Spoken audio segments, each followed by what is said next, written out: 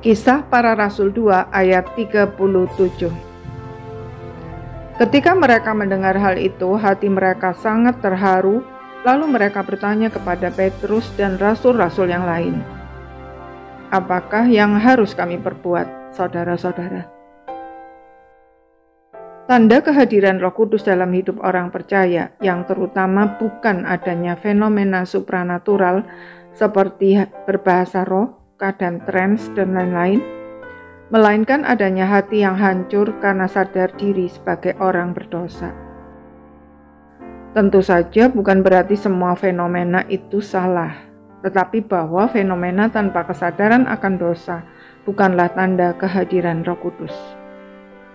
Menggunakan fenomena sebagai ukuran seseorang dipenuhi Roh Kudus sangatlah berbahaya, sebab si jahat sangat mudah memalsukan fenomena-fenomena tersebut.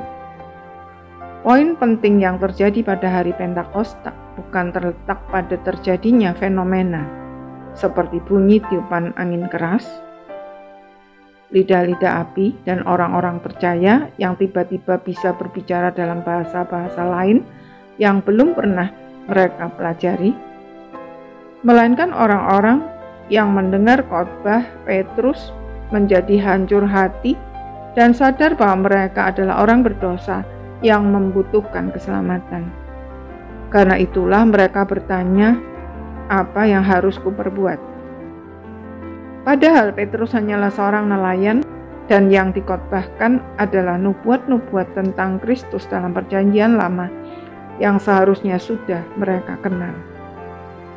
Untuk pertanyaan mereka, Petrus tidak menjawab, "Kamu harus berbuat baik, rajin beribadah, berdoa dan baca Alkitab," atau "Kamu harus menyiksa diri untuk membayar dosa-dosamu," dan lain sebagainya. Melainkan Petrus menjawab, "Bertobatlah dan hendaklah kamu masing-masing memberi dirimu dibaptis dalam nama Yesus Kristus untuk pengampunan dosamu. Maka kamu akan menerima karunia Roh Kudus." Artinya, selain kesadaran akan dosa, tanda lain dari kehadiran Roh Kudus adalah adanya pertobatan dan iman kepada Kristus. Kesadaran akan dosa tanpa pertobatan adalah sia-sia.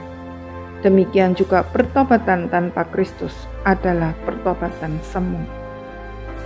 Roh Kudus hadir bukan hanya untuk menyadarkan kita bahwa kita adalah orang berdosa, serta menimbulkan kehancuran hati, tetapi juga membawa kita ke dalam pertobatan dan iman kepada Yesus Kristus. Tentu saja itu semua bisa terjadi jika kita melakukan bagian kita, yaitu memberi diri untuk dipimpin Roh Kudus dengan bertobat serta percaya dan menerima Kristus sebagai Tuhan dan Juru Selamat satu-satunya secara pribadi. Sebagai tandanya kita dibaptiskan.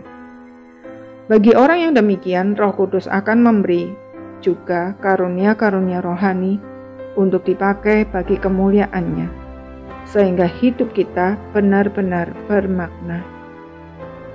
Roh Kudus rindu memberikan semua itu, dan Dia sudah melakukan bagiannya. Apakah kita merindukannya? Sudahkah kita melakukan bagian kita? Amin.